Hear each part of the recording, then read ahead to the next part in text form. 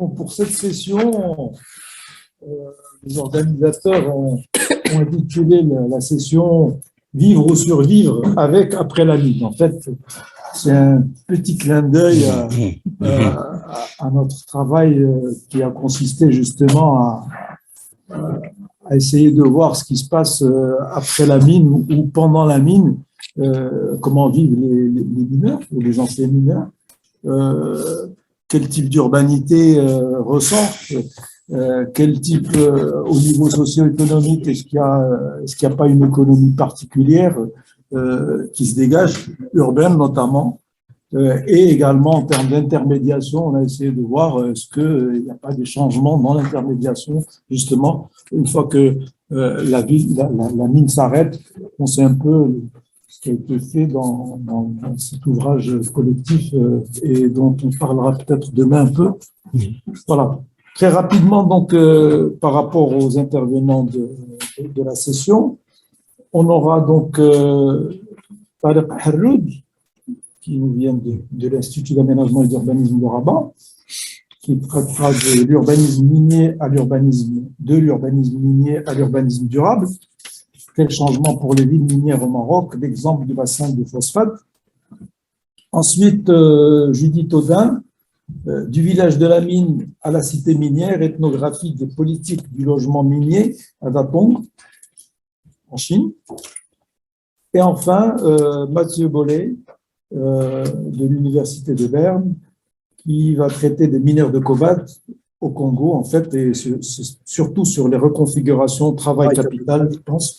Alors, on a droit, on va dire, à deux interventions qui traitent plus des reconfigurations territoriales, à travers des opérations soit de relogement, soit de rénovation urbaine, et une troisième qui est beaucoup plus sur le travail, et sur le rapport entre travail et capital. Je pense que ce sont deux. On va voir les interventions tout à l'heure. Donc, tout de suite, Tariq Harroud, ce que je vais vous proposer aussi, c'est que, vu qu'il est déjà 6h moins 10, on laisse les débats après les trois interventions, si vous êtes d'accord. Parce que, bon. Alors, après 15 minutes, je tape pour les 5 minutes dernières. Les 5 dernières. Très bien. Voilà. Donc, j'ai intérêt. Très bien. Donc, merci. Alors, je commence ma présentation par présenter mes remerciements rapidement aux organisateurs de ce séminaire, Raphaël et les collègues de GEMDEV, pour l'invitation et de m'avoir accordé cette possibilité de présenter les résultats d'un travail que j'avais entamé, ça fait maintenant 2 ans, sur les transformations que connaît un site minier, un territoire minier au Maroc, à savoir on va dire le territoire phosphatier qui se trouve au Maroc et qui connaissent un certain nombre de grands projets d'aménagement urbain qui ont été considérés comme des alternatives pour redynamiser ces territoires en souffrance au Maroc. Alors, la présentation que j'ai exposée tout à l'heure s'inscrit dans le prolongement d'un projet de recherche qui a commencé avec le projet sur les territoires miniers VALS et qui va être prolongé par un projet de recherche dont j'assure la coordination, Redmine, qui a été financé par la compagnie, l'entreprise minière au Maroc et qui porte justement sur les stratégies de redéveloppement des territoires miniers au Maroc. Alors, dans cette présentation, je vais parler, on va dire, des territoires phosphatiers. J'ai parlé comment l'urbanisme et l'aménagement urbain, il a été mobilisé pour redynamiser les territoires miniers au Maroc. Et donc, ce qui est intéressant, il y a un changement qui a été observé dans ces territoires phosphatiers, c'est que l'entreprise minière, il cherche à incarner un changement dans la façon avec laquelle il exploite, il traite les territoires miniers à travers un certain nombre de discours, de valeurs qui sont mobilisés par l'entreprise minière, le développement, parce qu'avant c'était l'exploitation. Aujourd'hui, on retrouve des valeurs sur la question de développement, développer les territoires miniers et on va dire mobiliser les richesses qui sont produites par l'exploitation minière dans ces territoires. Donc la notion de développement qui a été mise en avant, et puis la question aussi de la durabilité. Donc ça, c'est un changement aussi dans les discours qui ont été véhiculés par l'entreprise minière à travers des projets qui sont plus sensibles à la question des ressources naturelles au niveau de ces territoires miniers. Donc la question que je me pose par rapport à ce changement qui a été incarné, qui a été mobilisé par la société, on va dire, minière, en quoi ça pourrait constituer un changement dans la manière avec laquelle ils exploitent les territoires miniers et en quoi ça pourrait, on va dire, impulser une nouvelle dynamique dans ces territoires. Donc là, c'est la question que j'en pose par rapport à ce changement qui a été affiché par la société ou l'entreprise minière.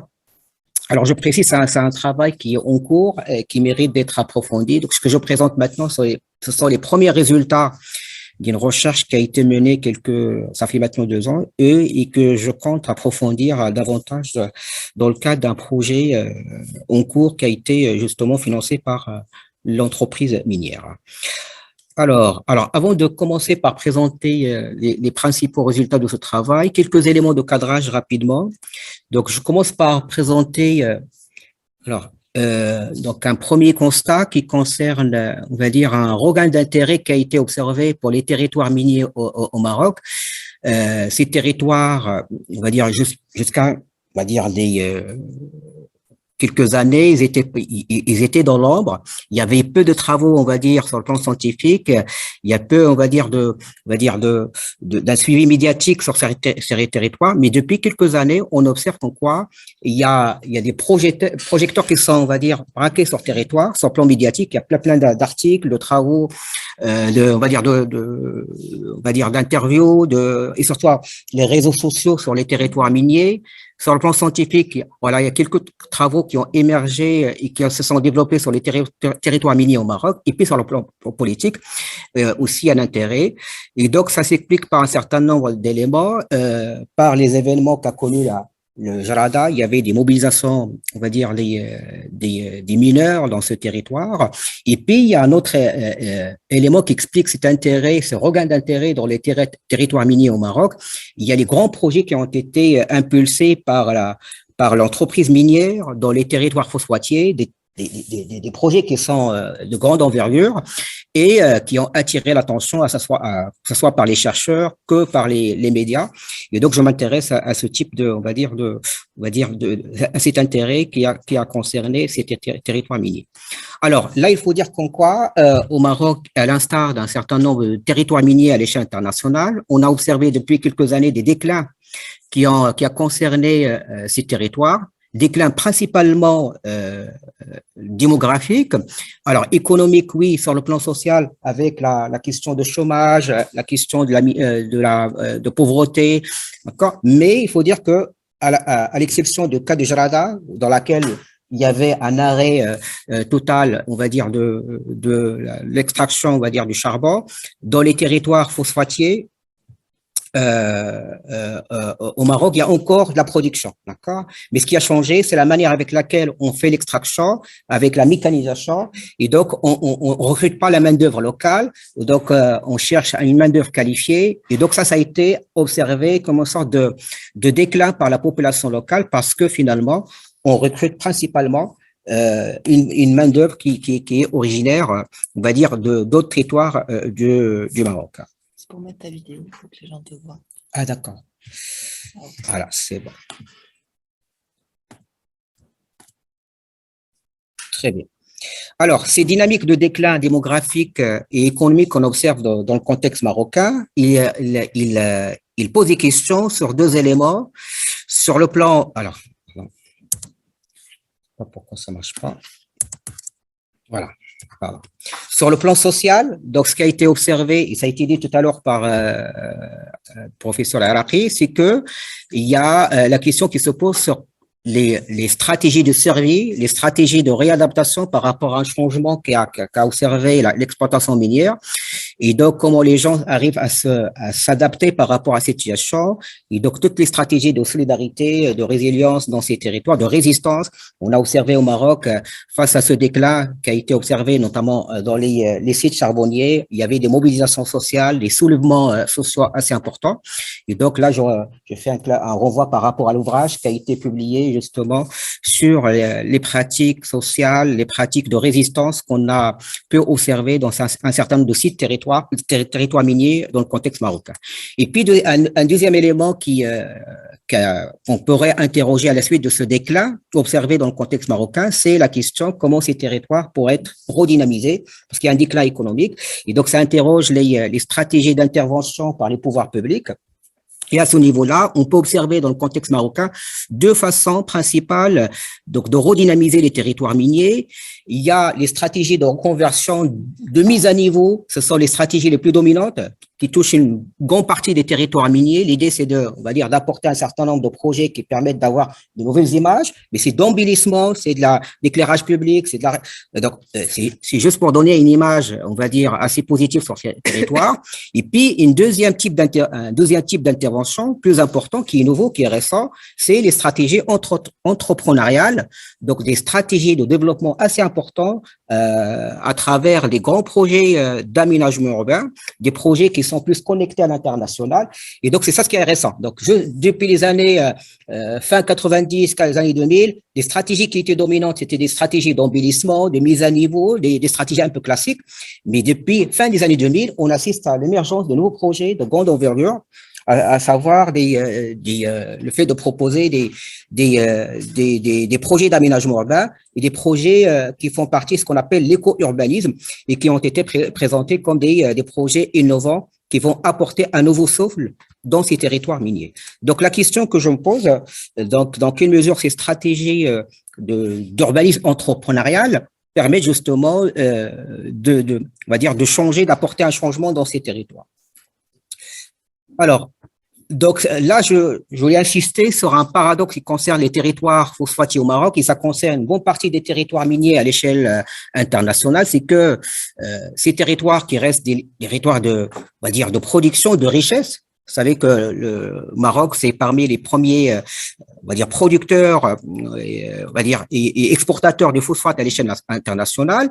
Mais en même temps, ce sont des territoires avec une richesse en termes de production, mais ça reste des territoires qui sont connus par la misère et la précarité. Et donc, avec des indicateurs très alarmants sur le plan social et économique, en termes de chômage, le taux de chômage des jeunes reste très élevé dans ces territoires, parmi les taux plus élevés à l'échelle nationale, et puis la pauvreté, la migration, surtout clandestine à l'échelle internationale, est très, très importante.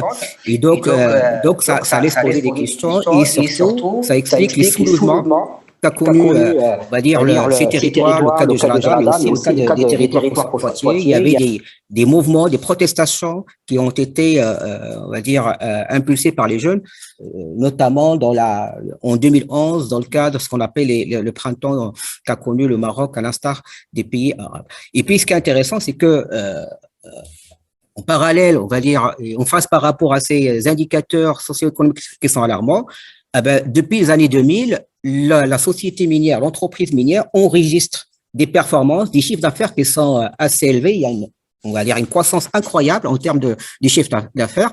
Et tout ça, ça crée, on va dire, un contraste. Et la population se pose la question, comment ça se fait?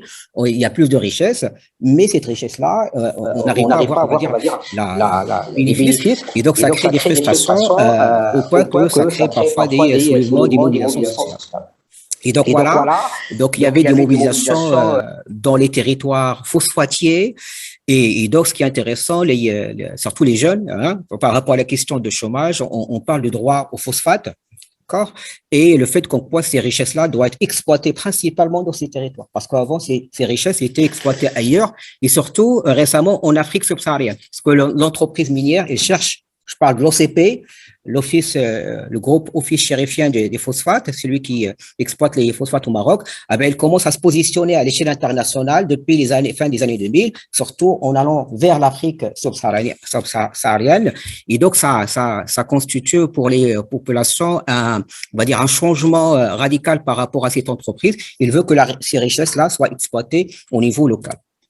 Alors, justement, par rapport à ça, donc il y avait deux éléments qui vont expliquer un changement dans la manière avec laquelle l'entreprise minière va, on va dire, se comporter avec les territoires phosphatiers. Il y avait les soulèvements, donc les mobilisations qui vont obliger cette société à changer sa façon, on va dire, de traiter ces territoires, mais il y a aussi l'arrivée d'un nouveau patron. Donc là, un patron qui a été nommé pour réorganiser l'entreprise minière au Maroc, qui va essayer de moderniser. Et finalement, il y a un changement qui va s'opérer à travers cette responsabilité, donc la une stratégie, un engagement social, donc à travers la responsabilité sociale environnementale. Et donc, il y avait un slogan qui a été affiché par l'entreprise minière, le fait qu'il va changer cette image de l'agent pollueur, parce que c'est l'image qui a été toujours collée à cette entreprise, à un agent développeur. Et donc là, on trouve des notions de développement, le fait que les richesses soient c'est-à-dire, on va dire, orienté vers ces territoires miniers. Donc, il y avait un changement qui a été affiché. On a créé même une fondation de développement durable, justement, pour atténuer on va dire, ces effets sur le plan oriental et puis pour, on va dire, soulager les soulèvements et atténuer ces modulations sociales qu'a connues ces territoires. Alors, il y a plein de valeurs qui ont été affichées par l'entreprise. Et donc, ce qui est intéressant, le fait qu'ils cherchent à redynamiser ces territoires miniers, mais à travers une nouvelle approche, c'est l'approche qu'on appelle l'urbanisme entrepreneurial. C'est un urbanisme international, de grands projets d'aménagement, des équipements de grande envergure. Je parle là d'une université internationale qui a été mise en place. Et donc, un changement qui va sortir ces territoires de leur léthargie, mais en les reconnectant à l'échelle internationale. Parce qu'avant, c'était des territoires assez renfermés sur eux-mêmes, mais là, avec ces territoires, on va dire branchés, connectés, on veut les connecter à l'échelle internationale. Et donc, la question qui se pose, en quoi ça pourrait constituer un changement pour ces territoires qui souffrent d'un certain nombre de déficiences et de dysfonctionnements. Alors, la question que je pose, donc, à part les effets, donc là, c'est un peu prématuré de parler les effets de ces grands projets parce que ces projets-là ont été lancés depuis la fin des années 2000. Donc, c'est un peu prématuré pour apprécier, évaluer les effets. Mais moi, ce qui m'intéresse, c'est comment ces projets ont été insérés localement. Comment le local, je parle le territoire local, de ces territoires phosphatiques ont été pris en considération dans la conception, la programmation, la réalisation de ces projets. Donc ça, c'est un premier élément. Et puis, la deuxième question que je me pose, donc, dans quelle mesure ça peut constituer une rupture par rapport aux logiques ségrégatives. On sait très bien que la logique, on va dire, dominante de l'entreprise minière avant, c'est une logique, on va dire, de production, d'extraction et surtout de ségrégation au niveau de la configuration de l'espace urbain. Et donc, dans quelle mesure ces projets-là pourraient constituer une rupture? Donc ça, c'est la deuxième question à laquelle je m'intéresse dans cette présentation. Alors, rapidement, quelques éléments sur... Voilà, je dois faire. Donc, sur l'entreprise minière, et donc c'est la plus grande entreprise à l'échelle marocaine avec un chiffre d'affaires qui représente 3,5% du PIB national. Et donc, en quelques années, le chiffre d'affaires a été doublé. Donc là, ça montre le travail qui a été mené par le nouveau patron qui a été désigné justement pour impulser la production. Alors, c'est une entreprise, c'est une boîte noire, on ne sait pas comment ça fonctionne et qui est toujours rapprochée de ce qu'on appelle chez nous du Marzen. Et donc, ça explique en quoi c'est une entreprise intouchable et qui a été très, très protégée, on va dire, sur le plan politique. Alors, là, je parlais tout à l'heure l'arrivée d'un nouveau patron en 2006, donc qui a été nommé pour diriger cette entreprise. Alors, ce qui est intéressant, c'est il voulait, ce patron-là, il voulait changer toute l'image sur cette entreprise, donc, et surtout, justement, créer, rentabiliser et améliorer le chiffre d'affaires. Et puis, il a beaucoup joué sur la communication. C'est ça ce qui est, parce qu'avant, on savait rien sur l'entreprise minière, comment il fonctionne, mais avec l'arrivée de ce nouveau patron, donc, il y a une communication assez intense qui a été, on va dire, impulsée et d'où l'intérêt, on trouve des valeurs nouvelles en termes de durabilité, en termes de, on va dire, de l'environnement, d'engagement social, ainsi de suite. Alors, je passe rapidement. Alors, ce qui est intéressant par rapport à la stratégie menée par cette société, il y avait une diversification des activités. Parce qu'avant, il n'y avait que la production du minerai, mais avec l'arrivée de son patron, on voulait diversifier et surtout, on voulait valoriser tout ce qui est activité dérivée. Et puis, ce qui est intéressant, ce qui est nouveau, il y a un créneau émergent qui va se développer, c'est l'immobilier, qui n'était pas vraiment une activité de l'entreprise minière. Alors, l'activité immobilière, l'urbanisme, ça devient un créneau important. Pourquoi? Parce que tout simplement, on s'est rendu compte qu'en quoi il y a un patrimoine foncier qui est très important. L'entreprise minière, à travers les opérations d'expropriation, parce qu'il y avait toute une loi qui permet à l'entreprise minière, avant d'avoir l'expropriation des terrains, du foncier, pour justement mener des travaux d'extraction. Et donc, ils se retrouvaient à la fin des années 2000 avec un patrimoine foncier qui est énorme. Et donc, l'idée, il fallait exploiter, il fallait rentabiliser, d'où l'intérêt de s'orienter vers l'immobilier. Et donc là, on renvoie tout ce qui est les thèses de Harvey sur l'urbanisation du capital. Et donc, ça a été un créneau important par rapport à cette entreprise. Alors là, je vous présente une carte qui présente un petit peu les principaux projets d'urbanisme qui ont été lancés par l'entreprise minière et qui ont concerné les sites exploités par l'entreprise. Donc là, il y en a 4. Moi, je m'intéresse au deuxième projet, la ville verte, il y a de Mohamed VI à Ben Guerir. C'est un grand projet qui s'étale sur 1000 hectares et dans lequel on cherche à proposer un projet à vocation technologique orienté par tout ce qui est savoir et vers la connaissance. Alors, donc c'est un projet, la plupart de ces projets-là, ce sont des projets qui ont été autorisés dans le cadre d'un urbanisme dérogatoire qui respecte pas, qui va pas respecter, on va dire, les lois en termes d'urbanisme, les ensembles en matière d'urbanisme. Et c'est un urbanisme de ce qu'on appelle moi l'urbanisme d'opportunité parce qu'il a été basé sur les opportunités foncières, sur le patrimoine foncier. Donc, n'était pas basé sur des études en termes d'aménagement territoire. Et donc, on est dans un urbanisme qui cherche à exploiter un petit peu le patrimoine foncier de l'entreprise minière. Et puis, c'est un urbanisme qui fait appel principalement à l'expertise internationale. Donc, la plupart de ces projets-là ont été valorisés par des experts internationaux avec des modèles en termes d'urbanisme durable qui sont importés. Alors là, rapidement, là, je présente la ville de Ben Guerir. Donc, c'est une ville qui se trouve dans la province d'Al-Hamra. Donc, voilà, rapidement. Alors, cette ville-là, ce qui est intéressant rapidement, c'est jusqu'à les années 2000, c'est une bourgade, un petit patelin qui n'était pas connu. C'est un site minier. On le connaît, les Marocains ils le connaissent parce que c'est un territoire, c'est un patelin dans lequel il y avait le Mechoui. Et de jour au lendemain, de jour au lendemain, ce patelin, il va connaître un tournant incroyable.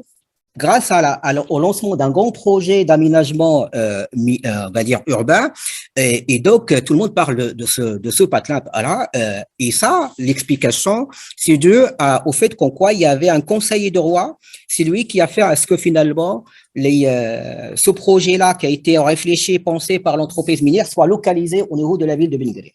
Et donc, ce qui est intéressant, c'est que finalement, un grand projet d'aménagement urbain qui va être implanté dans un petit patelin de façon brutale, et on se pose la question comment il va être inséré dans ce territoire-là, et donc quelle articulation on peut avoir par rapport au territoire de. Alors, je passe rapidement. Donc, c'est un projet qui a été. Je conclue. Là, juste un slide et je passe à la conclusion. Alors, par rapport à ce projet donc de la ville verte de Ben Guerir, alors ce qui est intéressant, c'est que ça a été implanté sur ce territoire qui abrite une population de pratiquement de 80 000 habitants. Et donc, le projet, il va abriter pratiquement une population de 100 000 habitants. Et donc, on se pose la question, est-ce que la ville de Ben Guerir a besoin d'une ville nouvelle? Parce que généralement, les villes nouvelles, on les a implantées dans les métropoles. Et donc, se pose la question sur le besoin de cette opération. Après, donc les équipements qui ont été implantés, c'est de grande envergure, universités internationales, des zones industrielles, des écoparcs, donc des équipements assez importants finalement qui sont tournés vers l'international que vers on va dire le territoire local. Alors là, vous voyez, donc ça c'est une carte qui montre qu'en quoi on veut réaliser une ville verte avec on va dire une surface importante, une superficie importante pour les espaces verts, mais le territoire, vous savez, le territoire Hamla dans cette carte, il n'y a pas de nappe phréatique. Il n'y a pas de. Et donc, on se pose la question comment ce territoire va être réalisé sur ce territoire qui est aride. Donc, il y avait un défi énorme, ville verte dans un territoire aride. C'est fini. C'est un défi. Alors, je montre rapidement cette carte. Là, vous voyez cette carte, vous voyez la carte, la ville verte, c'est la tache verte. Et là, c'est la ville verte de Ben Guerir. Et donc, qu'est-ce qu'on a fait? Toutes les études qui ont été réalisées sur la ville verte, ils ont concerné uniquement le périmètre de la ville verte. À aucun moment, on a réfléchi à l'échelle de territoire. Et donc, parce qu'on a agi sur le patrimoine foncier de l'entreprise minière. Et donc, ce qui fait qu'on se retrouve avec deux entités totalement contrastées. Il n'y a aucun lien qui s'établit entre les deux entités. Et donc, on se retrouve, vous voyez les deux images, les deux photos en bas, la ville de Migrir, ça reste un patelin rural, à vocation rurale, et puis la ville qui est la ville verte qui est sophistiquée, qui se trouve à côté. Alors, ce qui est intéressant, Non. et donc ça reste un urbanisme assez ségrégatif. Ce qui est intéressant, c'est qu'on se retrouve avec une ségrégation très forte, qui rappelle l'urbanisme minier qu'on avait dans le temps. Parce qu'avant, dans ce type de territoire, il y avait la cité minière et le reste de la ville. Et donc, en créant la ville verte, ce grand projet, ce méga projet, on se retrouve dans le même cas de figure qu'on avait dans le temps. C'est-à-dire deux villes totalement distinctes. Il n'y a aucune relation qui s'établit entre les deux entités. Donc, on est dans le prolongement. On n'est pas dans la rupture qui a été affichée par l'entreprise minière. Alors, je conclus rapidement. J'aurais aimé parler de l'université parce qu'il y a mais peut-être que ça sera dans le débat. Alors, je termine par rapport à cette question qui a été soulevée au départ, en quoi cet urbanisme durable, entrepreneurial qui a été mis en place par l'entreprise minière constitue un prolongement, une rupture. Donc ça mérite un développement important pour qu'on puisse avoir une question et une réponse assez exhaustive. Alors, de manière un peu schématique, ce qui est dans le prolongement, qu'est-ce qu'on peut retrouver? C'est que finalement, on retrouve toujours l'omniprésence de l'entreprise minière. D'accord. En créant ces grands projets, en lançant ces grands projets d'urbanisme, ça va légitimer la présence de l'entreprise minière. Et donc, on voit qu'en quoi il est omniprésente. Et donc, ça, on est dans le prolongement. On n'est pas dans le retrait qui a été affiché on se retrouve avec un urbanisme qui est ségrégation. Et donc, les discours de rupture qui ont été affichés par l'entreprise minière, au contraire, on est dans une aggravation de on va dire, ségrégation. Les richesses, ils sont produits. Et là, ce qui est intéressant, c'est que la production des richesses avant, c'était sur les minerais. Maintenant, c'est une autre ressource qui va être exploitée. C'est le foncier. C'est le foncier qui va être exploité. Donc, on est dans un autre type, on va dire, d'exploitation. Et puis, on a la persistance de la rente. Et puis, surtout, et c'est ça ce qui est intéressant, on a un effet qui reste dérisoire sur la situation sociale et économique des populations dans ces territoires. Donc, mais ça risque, on va dire, à être affiné dans d'autres recherches et d'enquêtes sur le terrain. Alors, ce qui est en rupture, c'est que ce qui a changé, c'est que l'image a été fortement médiatisée et que ces territoires, ils sont connus maintenant à l'échelle, on va dire, internationale, et que dans ces territoires, il y a l'installation des élites. Alors, j'aurai juste entre parenthèses, l'université dont je voulais parler tout à l'heure, Mohamed VI, il y a le prince héritier qui suit sa formation dans cette université à Salé. Comment? Il est passé à Salé. À Salé, mais au départ c'était dans Maigri, mais tout ça, mais il y a d'autres, les enfants des élites marocains maintenant qui sont en formation dans cette université. Et donc ça, c'est un changement notable par rapport. Et puis sur le plan environnemental, c'est vrai, l'urbanisme durable qui a été mis en place. Il a permis d'atténuer la pression sur les ressources naturelles à travers un certain nombre de techniques. Mais voilà, dernier élément. Mais le problème, c'est que cet urbanisme durable a été limité et réduit à la seule question environnementale. Toute la question sociale, culturelle, économique et même politique a été occultée dans cet urbanisme soi-disant durable. Et donc, finalement, on se retrouve comme quoi il n'y a pas un changement considérable à travers ces grands projets qui ont été lancés dans ces territoires miniers dans le contexte marocain. Voilà. Et désolé d'avoir pris énormément de temps. Merci. Je pense que mon intervention va donner lieu à plusieurs questions. J'espère. Et donc, voilà, tu auras le temps de répondre tout à l'heure. Donc, je passe tout de suite la parole à, Judith Autain, qui est ATR Sciences Po Toulouse, du village de la mine à la cité minière. On va faire moi j'ai l'impression qu'on fait un bond en arrière d'un siècle avec son exemple. C'est ça. Bon. Je suis en train de partir.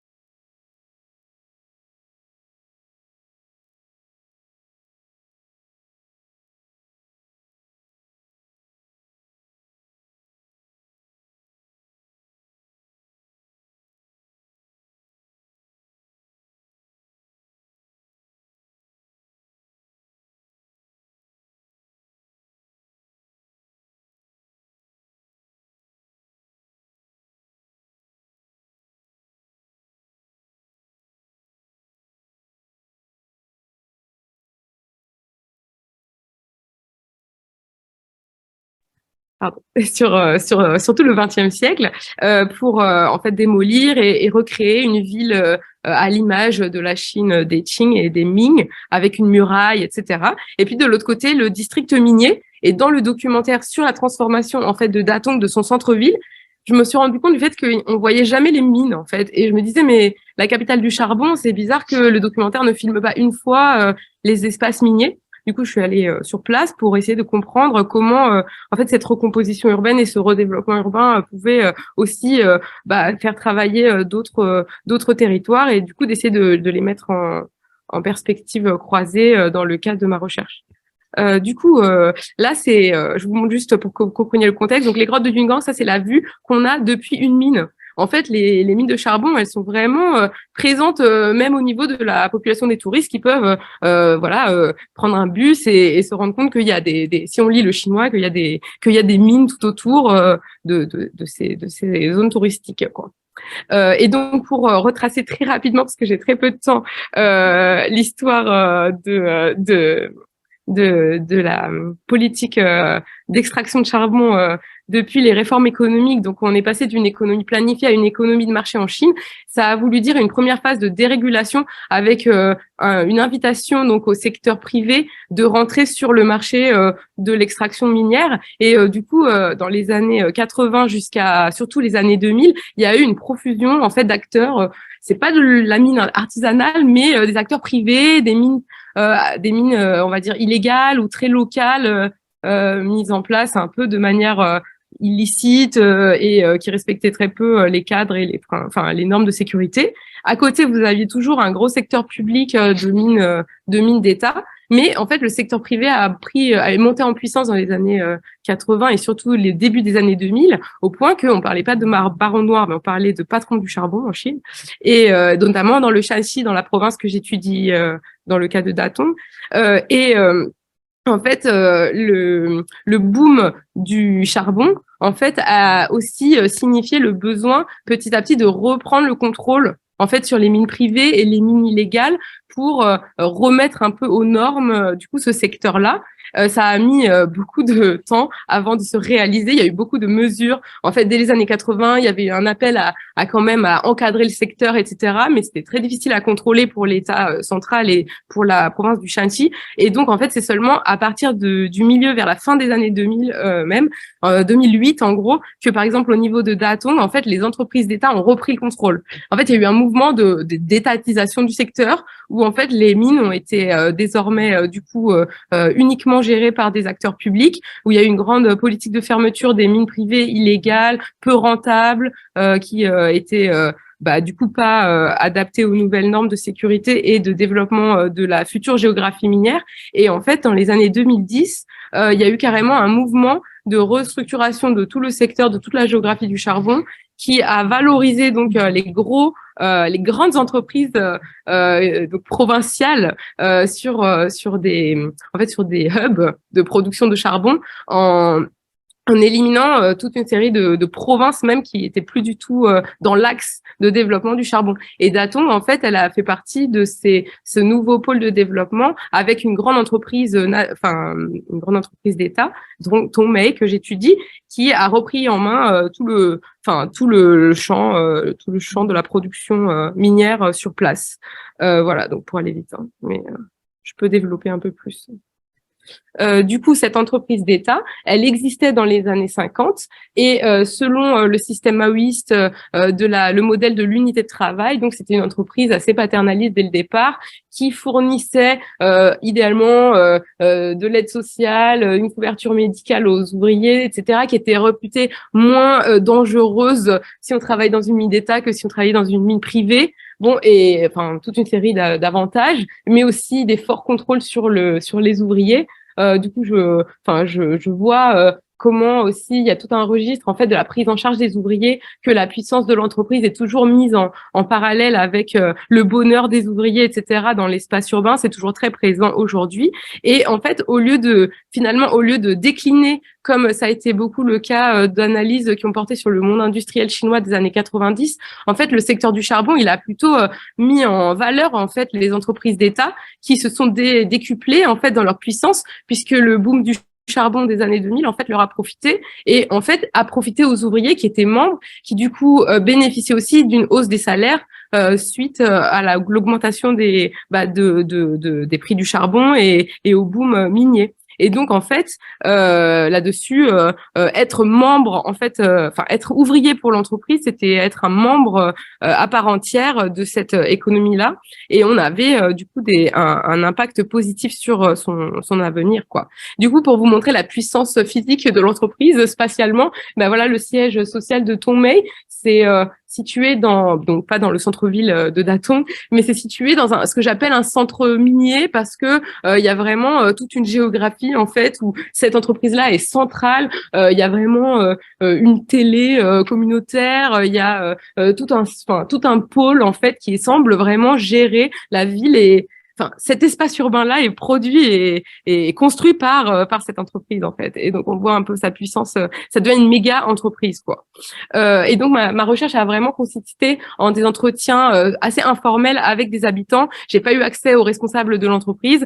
Je me situais entre 2016 et 2019 dans un contexte de resserrement du contrôle sur les chercheurs en sciences humaines et sociales en Chine, sous le régime de Xi Jinping. Et depuis, les mesures sanitaires ne m'ont pas permis de retourner sur mon terrain. Donc, je ferai avec ce que j'ai pu obtenir en termes d'entretien informel. Et en fait, mon approche a été de me centrer sur l'habitat parce que, tout d'abord, j'ai une approche de sociologie urbaine déjà dans mon doctorat, dans mes recherches précédentes, mais aussi parce que le logement, c'est une manière un peu détournée pour accéder quand même à la mine, sachant que les deux étaient intrinsèquement connectés et que du coup, c'est beaucoup moins parcouru par les journalistes ou par la police sur place.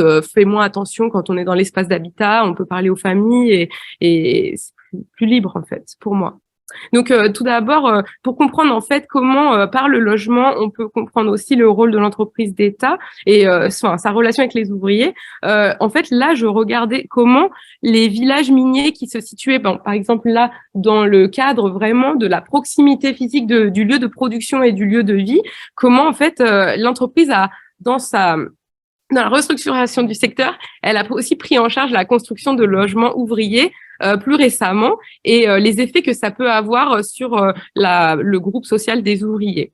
Donc, pour vous montrer un petit peu l'enjeu, au départ, les logements ouvriers étaient autoconstruits et chaque village minier était attaché à une mine précise. Et je précise qu'aujourd'hui, l'entreprise d'État, elle gère au minima 13 mines autour de Datong.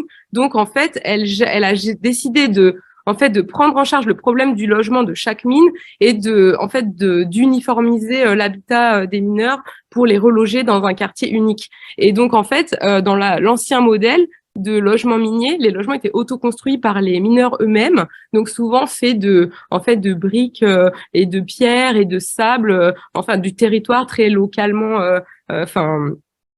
le logement était vraiment dépendant du territoire et de la topographie du site minier. En fait, le logement était devenu très vulnérable dans les sous-sols du fait de l'exploitation minière souterraine. Les sols étaient devenus dangereux, donc il y a énormément d'articles de presse et d'accidents en fait qui ne concernaient pas le travail. C'était des accidents liés au village minier avec des maisons qui étaient victimes d'affaissement et avec des blessés, des morts juste du fait des affaissements parce que le sous-sol était trop creusé et que les maisons s'enfonçaient. Donc tout ça pour dire que en fait sur ce paysage-là, en fait on a une forme relativement, on va dire, organique de développement de l'espace minier, avec d'abord des ouvriers qui ont construit les maisons eux-mêmes, donc en fonction de leurs revenus, en fonction de leur technique de construction, il y a différentes strates, on voit différents types de logements, etc.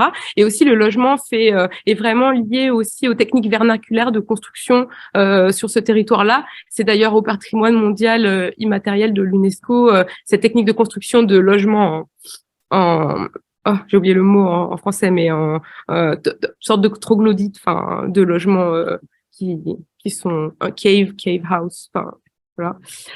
Et en fait, le logement avait déjà connu une première phase de mise en urbanisation par l'entreprise d'État dans les années 80 et 90.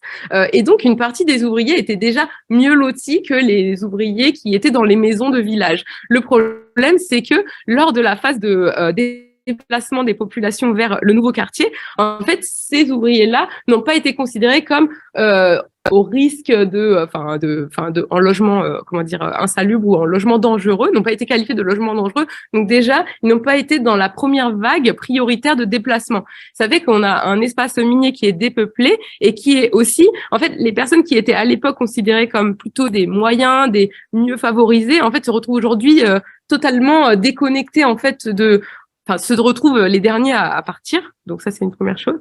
Mais c'est une anecdote. Et donc, dans les logements qui s'affaissaient, on avait cette impression de densité, de vie villageoise, aussi de communautés minières assez assez proches. Les familles étaient très connectées à la mine et à leur mine en fait. Voilà. Donc je vais vite, mais voilà. Et dans le nouveau projet. Alors, c'est pas un projet très d'embellissement, mais c'est un projet de relogement. On peut parler de gouvernementalisation du logement parce que l'investissement, en fait, a été pris en charge principalement par l'entreprise d'État dans la logistique et dans l'ingénierie, la construction, l'investissement principal. C'est l'entreprise d'État minière qui a pris en charge le quartier. Donc, il s'appelle Heng'an Hsinchu. Il a la taille d'une petite ville, 300 000 habitants aujourd'hui. C'est juste un quartier. Et en fait, il montre, qu'il y a une dynamique de séparation dans les mines chinoises aujourd'hui entre l'espace de travail et l'espace de vie, puisque désormais ce quartier est loin des mines, il se situe plus en lien avec une mine. Et du coup, il fait l'objet de à la fois une politique hygiéniste, parce qu'il s'agissait aussi de rénover les quartiers dits insalubres. Les logements étaient considérés comme de mauvaise qualité, avec des mauvaises isolations thermiques et autres, mais aussi une migration écologique puisque il y avait ce problème d'affaissement qui a fait scandale dans les années 2000 en Chine et qui a été finalement pris en charge.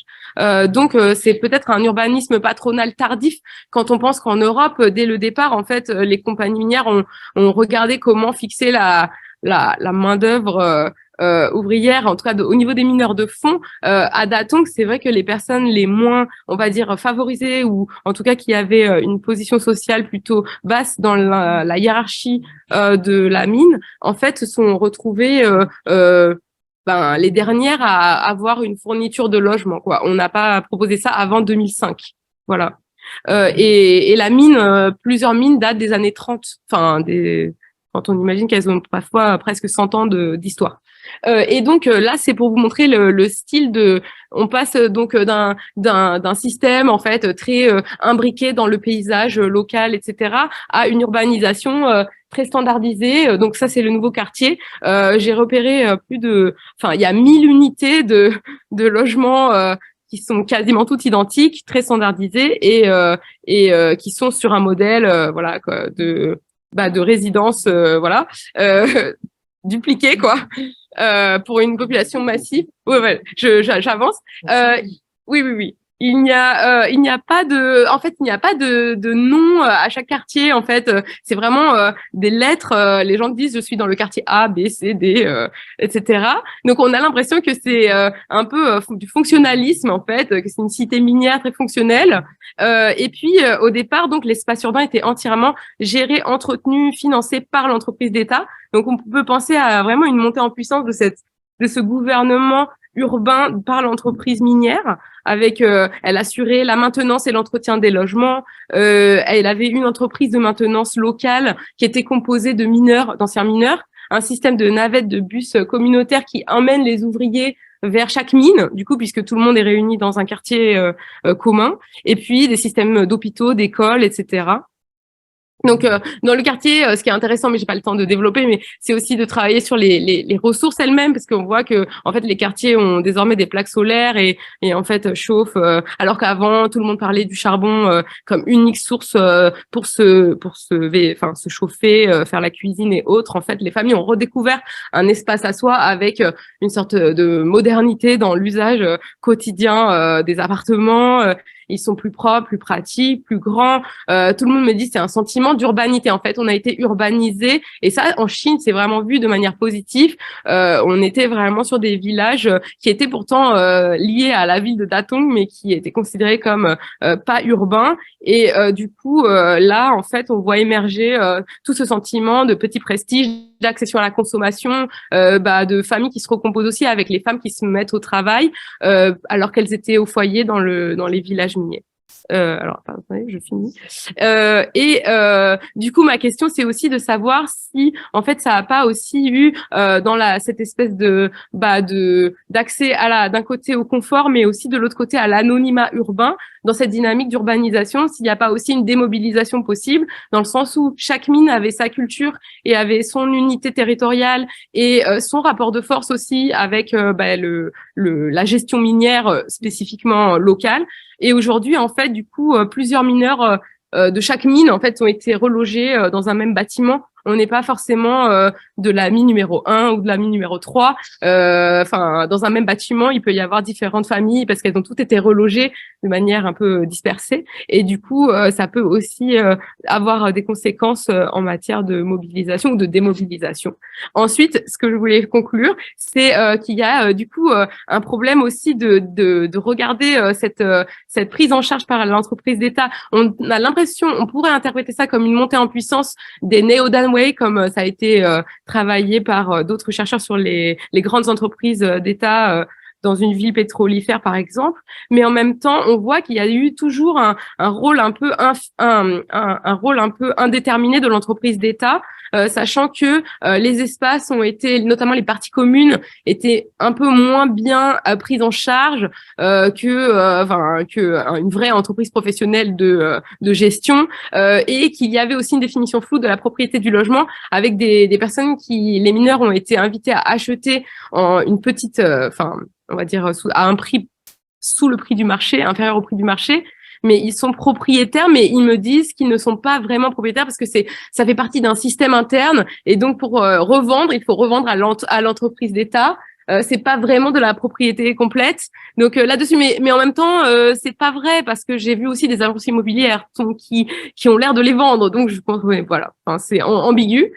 Et puis donc pour finir sur cette normalisation urbaine, désormais du coup il y a depuis 2017 une externalisation des fonctions avec une véritable normalisation urbaine et avec la mairie de Datong qui là cette fois prend en charge en fait et qui a du coup urbanisé complètement ce quartier, et l'entreprise d'État par exemple, a lâché l'entreprise de gestion des logements qui maintenant, elle fait partie de la municipalité. C'est lié à la ville de Datong et ce n'est plus lié à l'entreprise minière.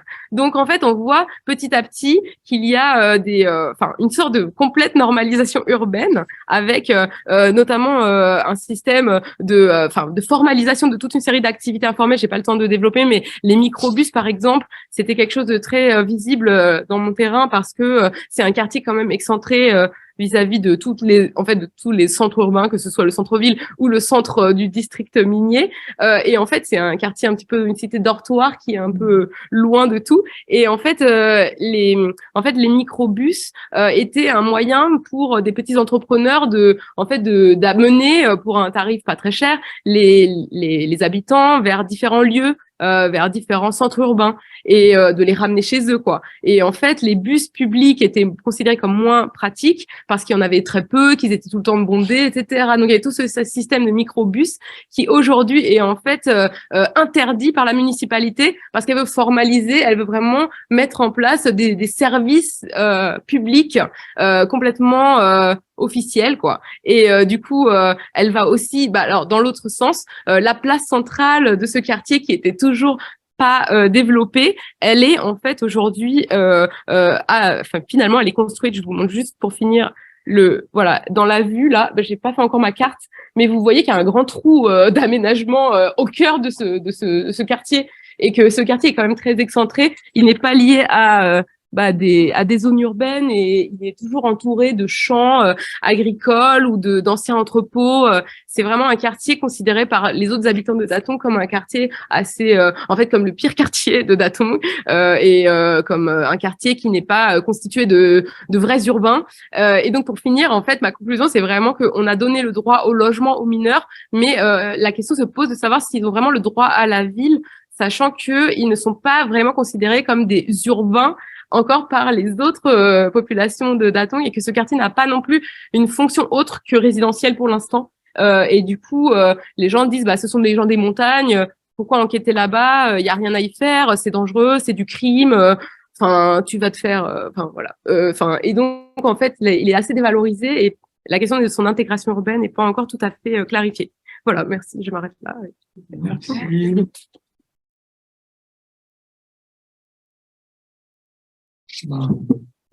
Cette formation très, très motivante. Je pense qu'on va avoir beaucoup de questions par la suite. Donc, on passe à la dernière intervention de Mathieu Bollet. Ouais.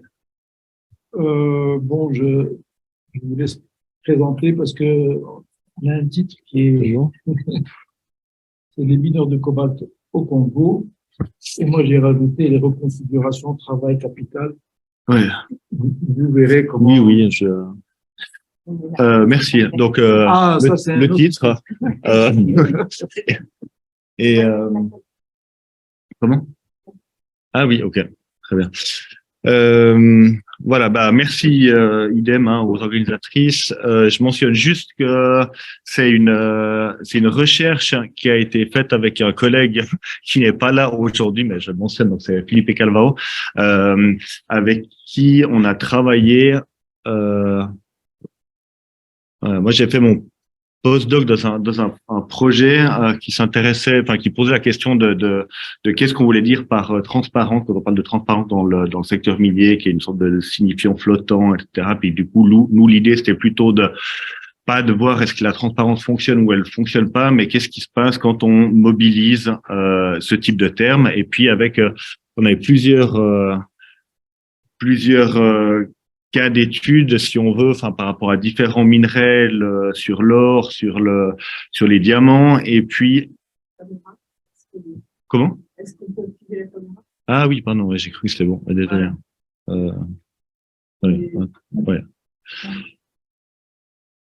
Ouais, c'est bon? Oui. Ok. Le son de la caméra s'actionne. Ok.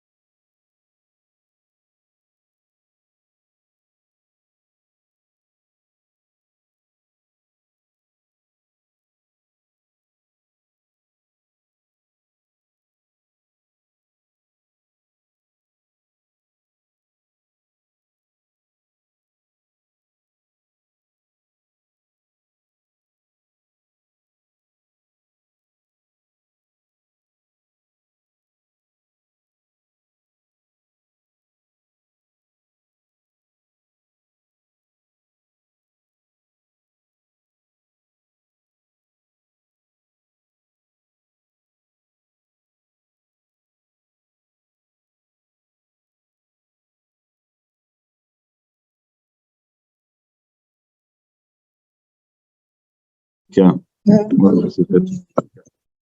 Voilà. Et du coup, avec la demande croissante de ces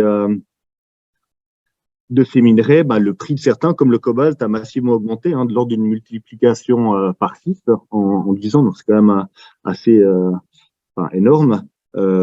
Et donc, ce qu'on fait, c'est que paradoxalement, la numérisation, le passage à l'énergie décarbonée accélère en fait des dynamiques d'extraction ailleurs. Et les projections qu'on a, par exemple, pour pour le cobalt, qui est nécessaire principalement aux véhicules électriques, c'est une augmentation de 470% d'ici 2050. Donc voilà, ça va continuer à être extrait de façon assez massive, très probablement. Et puis, et du coup, dans la recherche qu'on a fait, on a travaillé avec des organisations locales de protection et d'entraide. On a aussi eu des contacts avec les compagnies minières, avec certains de avec leurs sous-traitants, avec des providers de traçabilité, avec l'Institut de santé publique de Kolwezi. On a conduit des questionnaires avec des mineurs artisans, on fait des entretiens. Et en fait, pourquoi en RDC? Eh bien, c'est que 74%, ça c'est les chiffres de 2021, mais enfin, voilà, ça a même tendance à augmenter.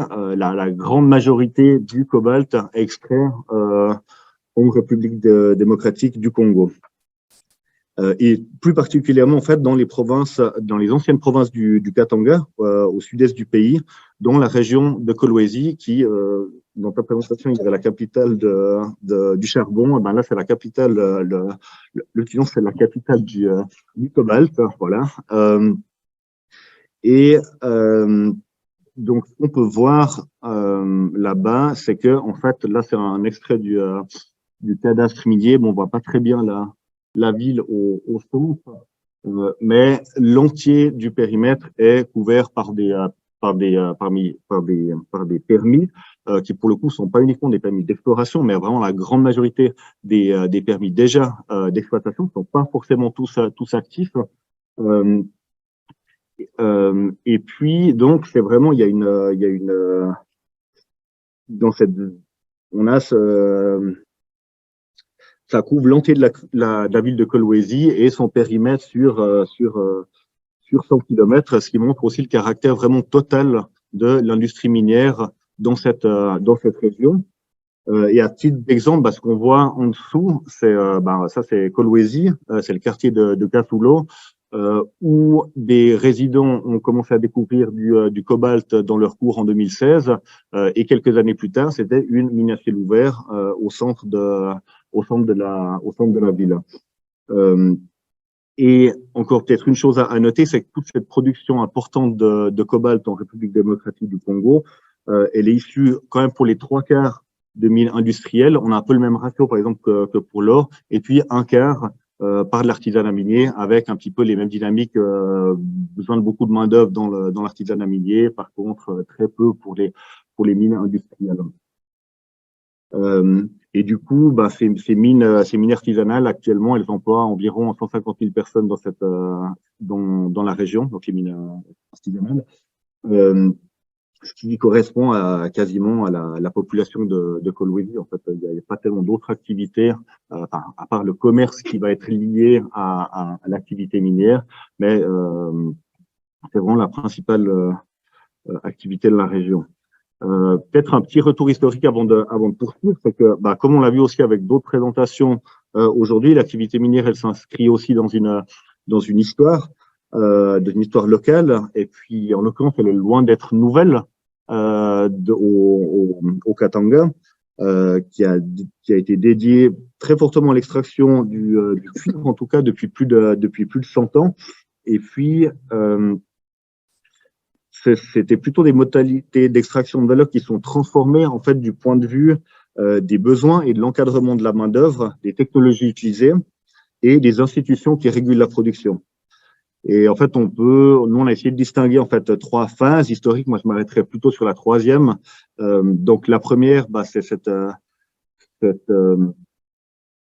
phase du 20e siècle, en fait, avec la fondation en 1906, la création de l'Union minière du Haut-Katanga, qui était une société semi-privée, qui était fondée avec des capitaux belges. Et du coup, la coopération de ces 2 entités, ça avait déjà posé les bases d'un système, de l'institutionnalisation d'un système d'expulsion et de dépossession, donc d'accaparement des terres, et puis d'importation de main-d'œuvre d'ailleurs, parce qu'il y a besoin massivement de main-d'œuvre. mais en même temps avec une approche aussi de type paternaliste, c'est-à-dire avec volonté de fixer la main-d'œuvre et puis en fait de pouvoir reproduire la main-d'œuvre en fait, mais du coup en lui assurant quand même un certain degré de protection sociale et en termes de santé et autres. Et puis donc voilà, cette main-d'œuvre était relativement protégée. Vu que l'entreprise prenait en charge une partie importante des besoins de la population de la région. Et puis, une autre phase plus tardive, donc après cette même logique, en fait, elle s'est perpétuée à travers la GECAMINE après l'indépendance. Et puis, toujours avec cette même approche plutôt paternaliste. Et puis, la deuxième phase, c'est une phase plutôt de libéralisation et de dérégulation. Donc là, en fait, ce qui s'est passé, c'est que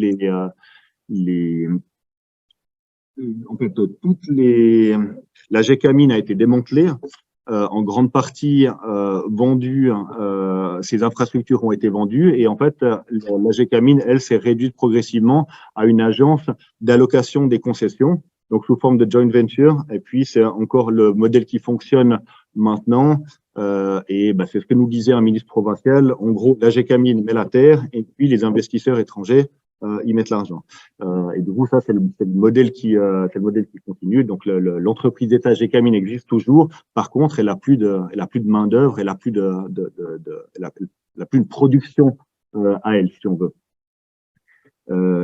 Et puis, ça fait aller de pair avec des licenciements massifs, justement. Tous ces gens qui étaient employés avant par la GECAMINE, ils ont tous été licenciés. Une population qui est à 80% sans emploi, évidemment sans emploi formel, hein, mais évidemment qui est beaucoup, du coup, redirigé dans l'artisanat minier. Et puis, du fait de cette hausse de l'artisanat et puis de cette expansion de l'industrie, on a aussi ces dynamiques d'interface en fait entre l'artisanat et l'industrie avec des mineurs qui sont en fait forcément tout le temps sur un territoire, sur une concession, sont forcément tout le temps dans une situation plus ou moins d'illégalité de fait, mais une illégalité qui est assez souvent tolérée. En tout cas, c'était le cas pendant un certain temps.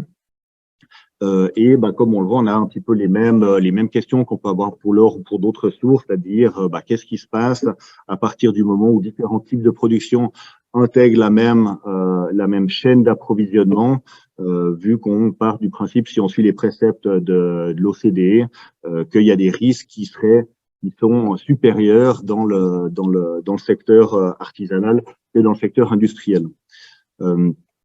Et ça, évidemment, dès 2015, ça n'a pas tardé à être très fortement médiatisé, donc avec différentes organisations. C'est vraiment aussi parti, pour le coup, plutôt d'organisations locales, mais avec qui ont eu des relais médiatiques.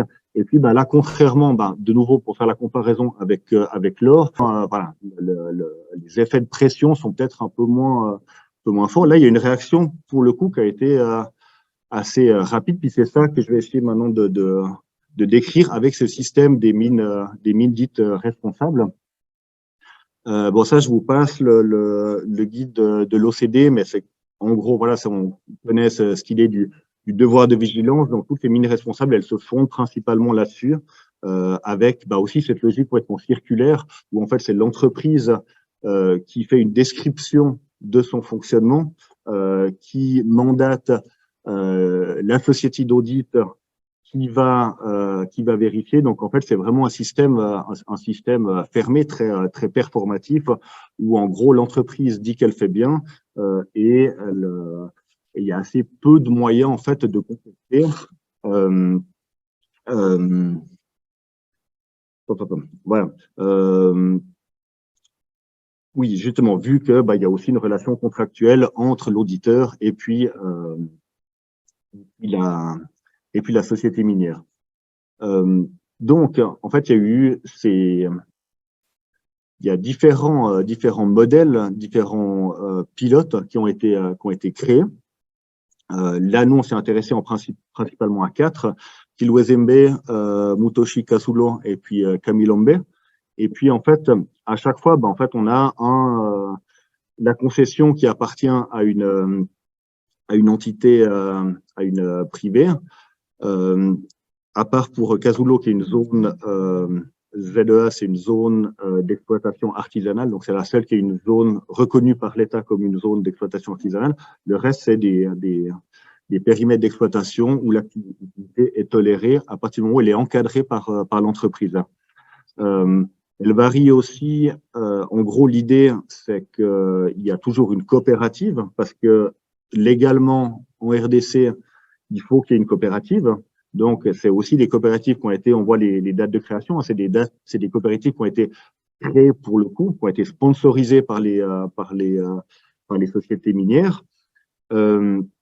À part celle de 2009, mais celle de 2009, en fait, toute la gouvernance de la coopérative a changé à partir du moment où le pilote de mines responsables a été lancé. Donc, il y a vraiment une sorte de continuité, en fait, entre l'entreprise qui sponsorise la coopérative et qui, du coup, on assure d'une certaine façon le contrôle, vu que les seules personnes qui ont des salaires, pour le coup, des vrais salaires, c'est des salaires qui viennent pas des revenus de la coopérative, mais qui viennent de l'entreprise. Donc, elle est vraiment intégrée d'une certaine façon à l'entreprise. Et puis, les travailleurs, voilà, c'est difficile d'avoir des chiffres, mais ça pourrait monter jusqu'à 14 000 personnes. Donc, c'est quand même une force de travail quand même relativement importante. Et puis, une des questions qu'on se posait, parce que les gens avec qui on discutait, souvent, ils voyaient pas tellement il n'y a aucun bénéfice, en fait, à travailler dans une de ces fameuses mines responsables.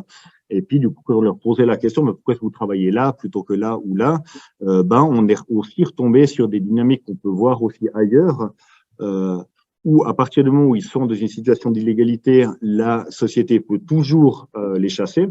Et puis, du coup, en général, ces gens travaillent là, soit parce que, en grande majorité, seulement parce que l'activité est tolérée dans un certain périmètre. Et puis, une bonne partie d'entre eux, 80%, leur déplacement avait été forfait durant le cours de l'année. Donc, c'est du coup vraiment des déplacements assez réguliers en fonction de comment évolue la mine industrielle qui relocalise dans son périmètre les artisans.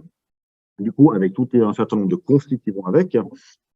Et puis, l'idée de ces mines dites responsables, d'intégrer les travailleurs, c'était justement aussi d'avoir une sorte de minimiser notamment ces conflits.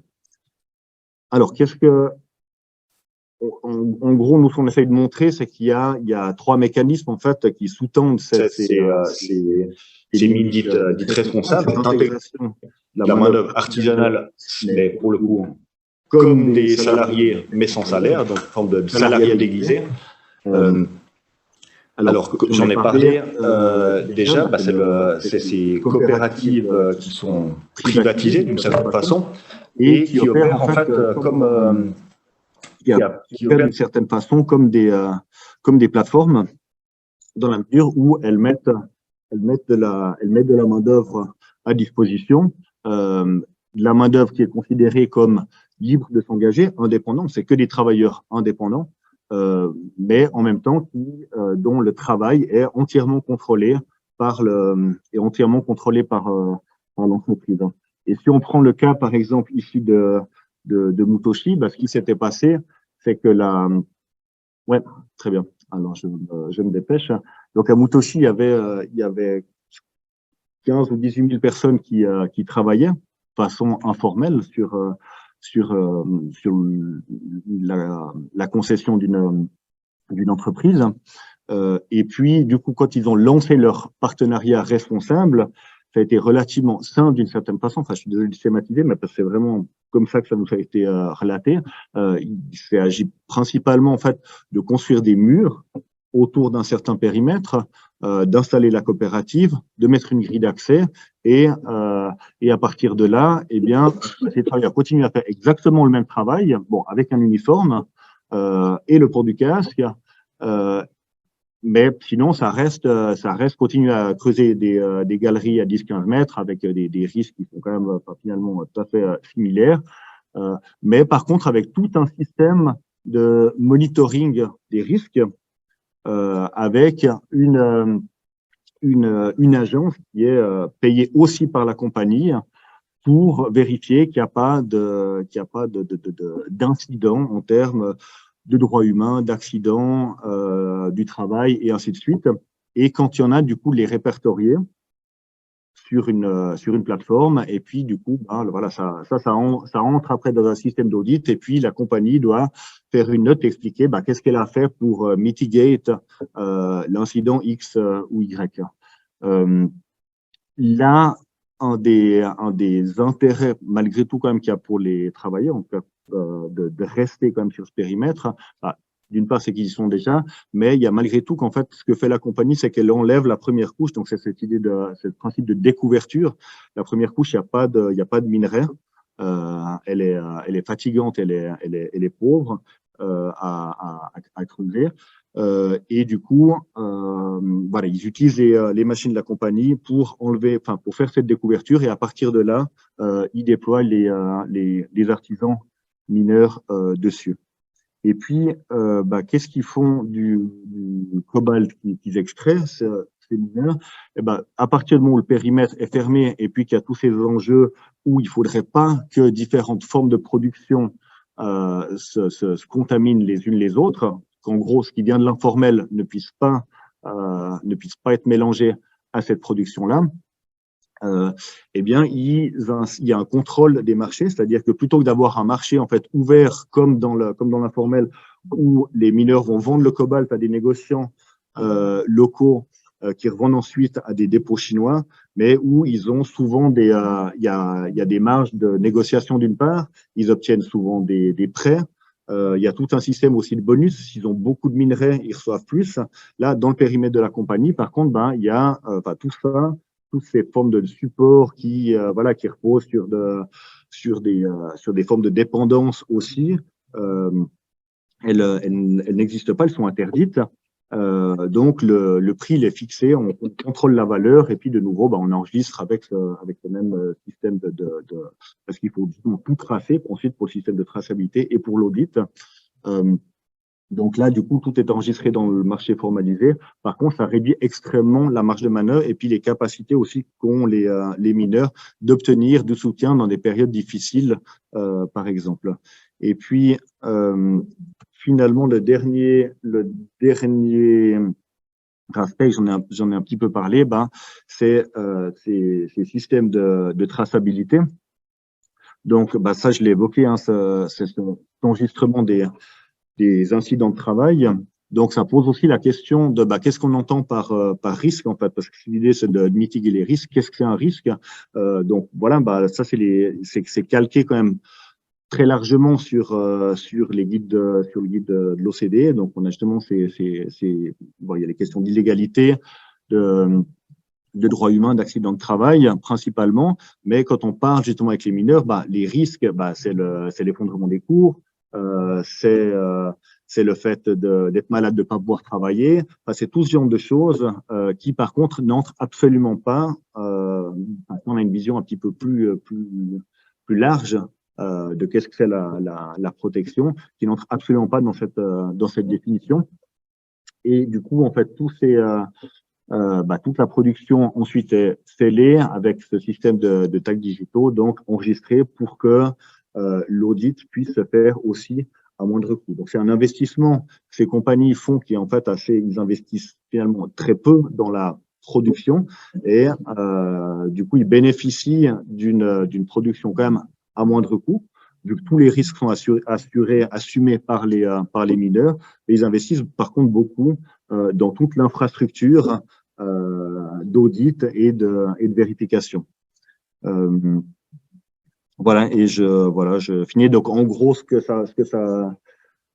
une des conclusions, c'est qu'on est vraiment, c'est pour ça qu'on est vraiment en fait très proche de cette logique de plateforme en fait, où on est vraiment sur du travail avec tout un certain nombre de contraintes, un marché fermé, mais par contre un statut qui reste un statut d'indépendance sans aucune protection sociale de quelle forme que ce soit.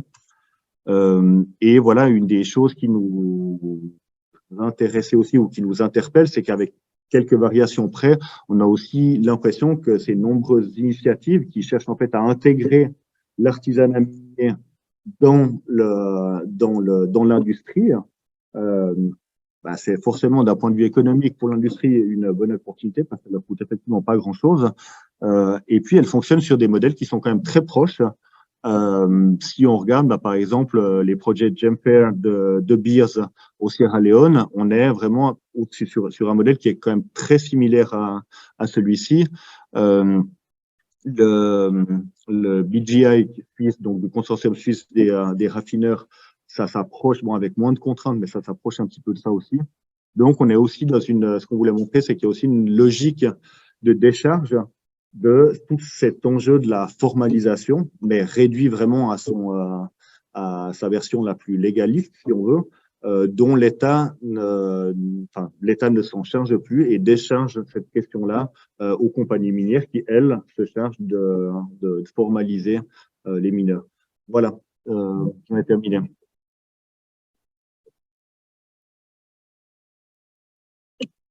On va retrouver parce que Raphaël et Anna ont on va prendre un quart d'heure de questions.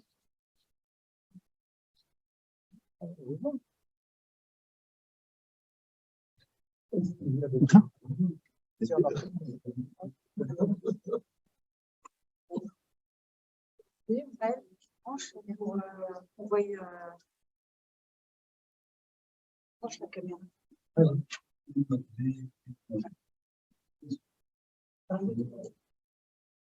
Pour la continuité, le prolongement, sur le prolongement de l'urbanisme, c'est dégagé.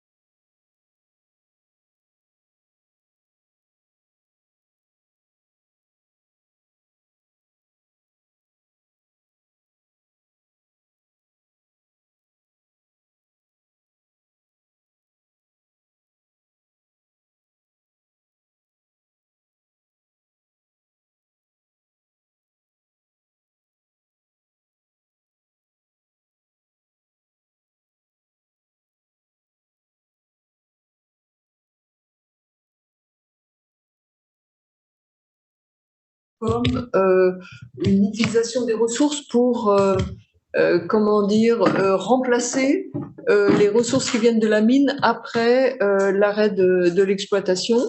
Ou est-ce que finalement, à la fin de l'exploitation minière, tout ce qui s'est construit au niveau de l'immobilier risque de s'écrouler également? Et puis donc, une question pour Mathieu Bollet sur... alors, j'ai eu un peu l'impression de la douche écossaise en vous écoutant, parce que j'imaginais qu'avec la demande forte de ces ressources critiques, en fait, on allait justement complètement occulter les droits des mineurs, des artisans miniers, et qu'on allait mettre la priorité sur la transition écologique parce que c'est l'avenir de l'humanité, et qu'on allait donc complètement occulter leurs droits. Or là, j'ai l'impression, à un moment, je me suis dit après, ah ben non, finalement, la responsabilité sociale des entreprises. Et puis finalement, cette responsabilité sociale des entreprises, elle est pas si intéressante que ça. Elle a même, beaucoup de défauts. Et pour les artisans miniers, est-ce que finalement on voit une amélioration de leur situation, ou est-ce que finalement, qu'est-ce qu'il faudrait faire pour qu'il y ait une amélioration de leur situation? Est-ce que le système est améliorable, réformable, le système que vous nous avez décrit, ou est-ce que finalement il faut complètement revoir les choses? J'aurais juste deux petites questions. À Tarek, lorsqu'on parle de ségrégation spatiale ou socio-spatiale, je pense que c'est aller un peu trop vite en besogne, parce que finalement, on avait déjà une ville, on en a construit une autre. Bon, qu'il n'y ait pas de lien, c'est une chose. Parce que tout l'urbanisme de projet, à travers l'ensemble du pays, il se définit justement par le fait que c'est un projet qui vient se coller à la ville. Donc on retrouve ça partout, dans toutes les villes. Donc pourquoi est-ce que c'est pas juste une... Je viens parler de ségrégation, etc. Je pense que c'est aller un peu trop vite, et en même temps, je dirais que quelle relation à la planification urbaine, c'est une question qu'on aura toujours. L'urbanisme dérogatoire, relation à la planification et aux autorités élues. Donc ça, ce sont des questions qui me paraissent fondamentales dans ce qu'on développe dans ce cas-là. Autre question, mais là, je pense que c'est moins une question, mais lorsqu'on étudie, je dirais, ce sont des projets, aussi dans le premier cas, aussi bien dans le premier que dans le second. Et moi, je me dis, il y a un moment entre la conception du projet et sa mise en œuvre. Il y a quelque chose, il y a vraiment à voir cet entre-deux. Il y a Françoise Bouchanine qui avait beaucoup travaillé sur cet entre-deux, où on a des actes référents, on a tout ce qui fait que, entre ce qui a été conçu et ce sur quoi on débouche, il y a justement tout le fait que c'est ce qui explique les obstacles dont on a parlé tout à l'heure. C'est-à-dire que c'est entre-deux, je pense qu'on n'accorde pas suffisamment d'importance à cet entre-deux, et il est parfois central, parce que c'est lui qui explique les retards, etc. du projet, et je pense que à vous deux, vous aurez peut-être à le voir plus dans le détail. D'autres questions? Je voulais dire d'abord que les trois présentations étaient passionnantes. C'est vrai, merci. On est à la fin de la journée. Très rapidement, vous allez trouver la question difficile. On a beaucoup entendu parler des stratégies du Maroc vis-à-vis de Caravane, etc. Et vous avez mentionné ça en passant. Je ne peux pas m'empêcher de vous demander, vous avez insisté sur les stratégies domestiques. Quelle est la connexion entre ça et ce qui se passe à l'extérieur? Est-ce que ce qui se passe au reste de la ville, c'est pour dire on a de place, etc., à partir de certaines difficultés? Est-ce qu'il y a une connexion avec elle? Et pour Mathieu Rollet, ces mécaniques de traçabilité, votre avis avec l'idée de failli pendant des années, quelqu'un vous avez peut-être suivi l'idée de failli, travailler sur ces mots, c'est exactement ces choses-là. Et on est arrivé dans une contribution qui sont faites par un gain collectif, avec que tous ces bad and parler d'identification, que finalement dans le contexte de l'air, dont vous n'avez pas parlé, on ne pouvait pas parler de ça. À l'époque, Didier Paye, avec la capacité de changer n'importe comment, etc. Et tant qu'on ne mettait pas comme arrière-fond le contexte de la violence que ce suscite, et comment vous voyez, vous avez entendu ça. Alors, oui, mais du coup, tu me peux juste. On va respecter. On arrête les questions. Il y a d'autres questions? J'avais juste, désolé. Désolé, c'est juste pour respecter quand même. Oui. Par rapport au. Il n'y a même pas de contrat, qu'est-ce qu'il dit? Parce qu'on voit bien la dépendance de ces artisans mineurs qui arrivent dans ces espaces, mais il n'y a même pas un contrat informel, oral, traductif, qui les vit. Finalement, c'est parce qu'ils rentrent sur cet espace et qu'ils vont chercher là que de toute manière. On va s'enregistrer, le seul lien qu'ils ont, c'est qu'ils vont s'enregistrer formellement pour le moment de la collaboration. D'accord. Donc, c'est ça le positionnement de la collaboration. Et pour un temps donné. Et du coup, il y a, avec la guerre, on va contrôler leur. Enfin, on va pas contrôler parce qu'il n'y a pas un mauvais jour qui est. Attends, je fais Allez, vous avez la parole, vous continuez. Vous répondez. Répondez aux autres. Il n'y a pas de contrat qui est libre de la Constitution. Du coup, voilà, et puis dans cette logique de la c'est pas lui qui a fait la traçabilité, etc.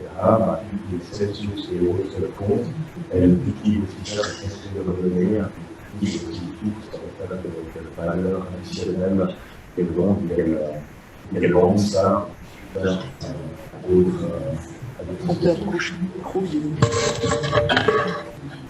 Vous pouvez continuer.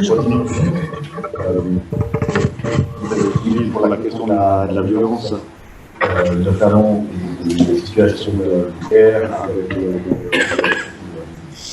la Lagenthal. Ça, je ne sais pas spécifié, mais parmi les spécifiques, c'est dans les anciennes provinces du Katanga au sud-est, pas du tout dans les régions. Voilà, pas du tout dans la région des conflits. Voilà, c'est une région qui est quand même relativement stable depuis longtemps. Le Congo, la République démocratique du Congo est absolument gigantesque. Et puis, c'est aussi des thématiques qui reviennent souvent, justement, dans cette région-là. C'est que, typiquement, tout ce qui est arrivé avec le Dodd-Frank Act, etc., les gens trouvent ça totalement injuste. Clairement, aussi parce que les gars, c'est pas du tout eux dans une situation. C'est vraiment d'autres du pays. Ça se pose un peu loin pour le livrer le problème. Votre question aussi, c'était sur les questions de réforme de ce système. Alors moi j'ai l'impression qu'un des principaux problèmes de voir, c'est que ça reste en fait dans une logique de RSE. Donc ça reste dans une logique où en fait c'est l'entreprise qui décide des normes qu'elle doit appliquer, et puis que l'État n'est pas du tout. Du coup, ça permet aussi aux entreprises de faire sans les lois de l'État, en appliquant leurs propres normes. Donc c'est pour ça que là, est-ce que le système est réformable? Je ne sais pas, je pense que c'est pas tel quel, tant que ça reste uniquement une dynamique poussée par les entreprises, pour les entreprises, je ne sens pas que ça pourra amener à quoi que ce soit une légitimité aussi, non soit peu démocratique ou des effets de redistribution.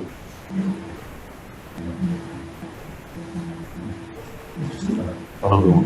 Oui, alors oui, merci encore pour Dans le sens contraire. les contributions aussi, les contributions et l'inspiration que ça peut avoir sur mes propres réflexions.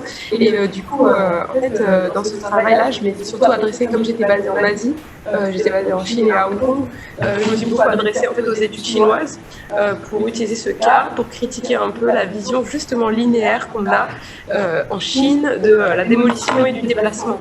Et en fait, il y a un mot chinois pour ça, enfin, vraiment, c'est l'idée que c'est chai tien, c'est chai démolir, et tien, c'est déplacer. Et donc, dans le cadre du boom urbain, il y a beaucoup de recherches qui ont porté sur la démolition, l'expropriation, le déplacement forcé des habitants.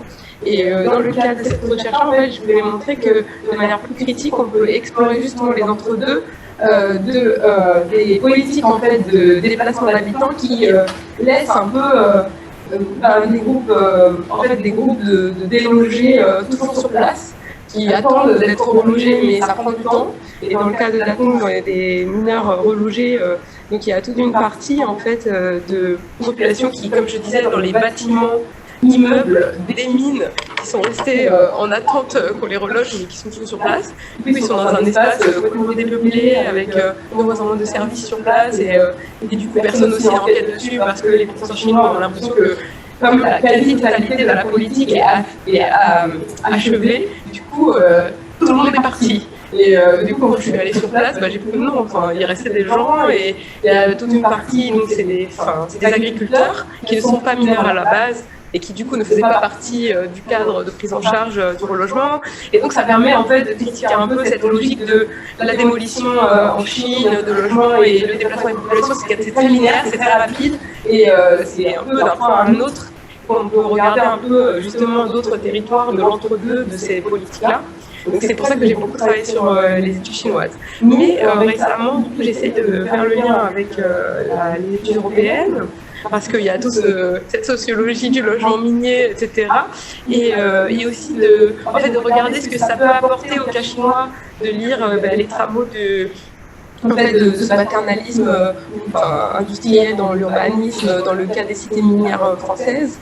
Mais j'ai aussi travaillé le cas du déplacement, en lien aux affaissements. Enfin, les questions d'affaissement dans les mines qui sont aujourd'hui plus importantes dans le cas par exemple, de la Suède. Il y a la ville de Kiruna qui déplace en fait l'ensemble de toute une partie de sa ville. En fait, va être déplacée physiquement en fait, et du coup il y a eu des thèses récentes qui ont paru sur les politiques en fait littéralement de déplacer la ville de ses sous-sols fragilisés. Donc là-dessus j'essaie de voir comment des passerelles peuvent en fait enrichir le cas chinois.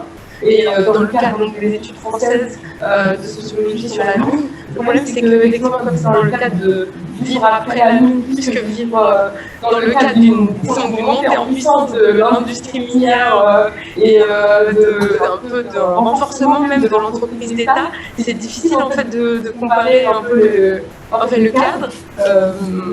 Donc j'essaie de le faire, c'est vraiment de partie de Olivier Schwartz ou Marion Fontaine qui a écrit sur la mine, etc. Mais j'essaie de l'imbriquer. Pour l'instant, c'est un travail. Voilà. Mais c'est très intéressant.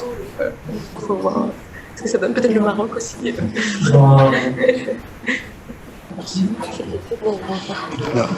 Donc rapidement, il y avait deux questions qui ont porté sur la ségrégation des CRAP. Donc effectivement, le terme qui a été utilisé, c'est un peu fort, c'est vrai, ça mérite d'être affiné, mais plutôt moi, le mot sur lequel je voulais insister, c'est qu'il y avait une articulation, et ça c'est peut-être le terme approprié, entre la ville minière qui a été conçue par la ville verte qui a été conçue par l'entreprise minière et la ville existante.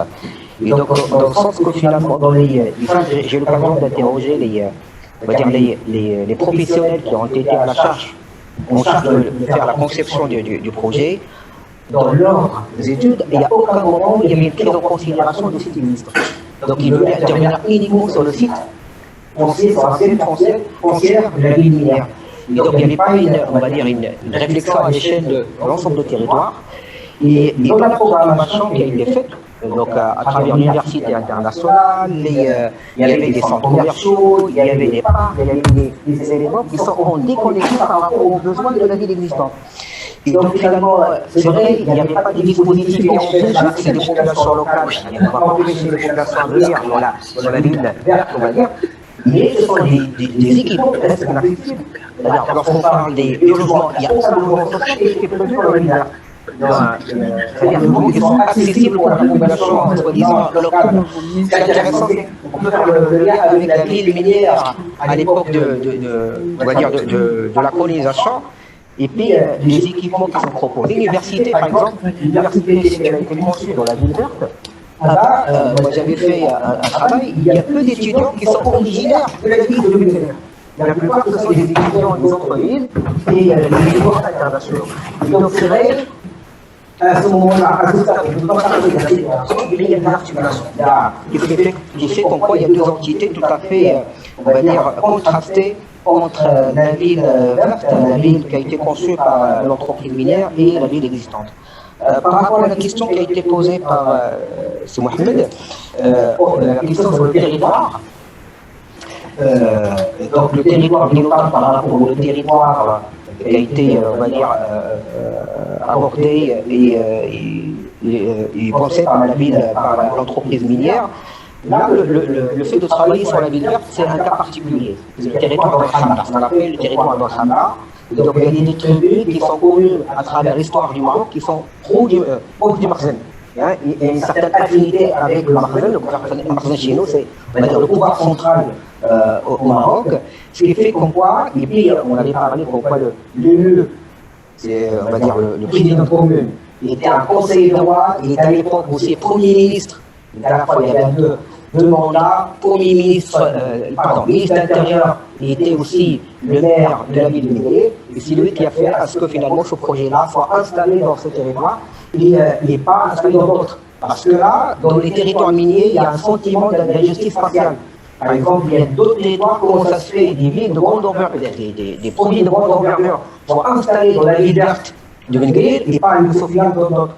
Et donc, ça a été expliqué parce que finalement, il y avait ce conseiller et puis le fait qu'on voit ce territoire d'après l'histoire, c'était toujours un territoire où du Makhzen avait une affinité avec le Makhzen, le gouvernement, le pouvoir central au Maroc. Par rapport à la question sur le foncier, alors il faut dire que les gisements phosphatiers, il y a encore de la réserve. Donc il y a toujours l'exploitation. Mais ils savent très bien qu'à un certain moment, ces gisements-là, ils seront épuisés. Et donc ils se sont retrouvés, parce que là, avec l'arrivée de ce nouveau patron, en 2006, ils voulaient absolument optimiser et rentabiliser la production minière. L'entreprise minière qui était dans une situation de crise. Donc il a hérité une situation assez, on va dire, assez problématique. Et donc il voulait redynamiser l'entreprise minière. Et donc il voulait diversifier. Et parmi les aspects sur lesquels il va intervenir, c'est le foncier.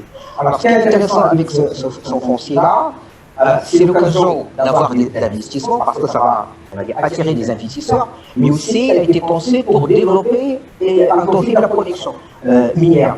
Parce que dans la liberté, ce qui a été pensé, l'université, dès qu'elle a été pensée, c'est on va dire, un espace, une plateforme, un pôle d'expérimentation pour développer la production.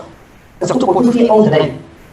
L'entreprise minière, et donc on en profite du foncier qui n'est pas exploité, parce qu'il y a plus de production, pour faire des infrastructures qui sont finalement au service de l'entreprise minière. Mais ça, très bien qu'on voit à la longue, dans le futur, ça permet d'avoir d'autres ressources.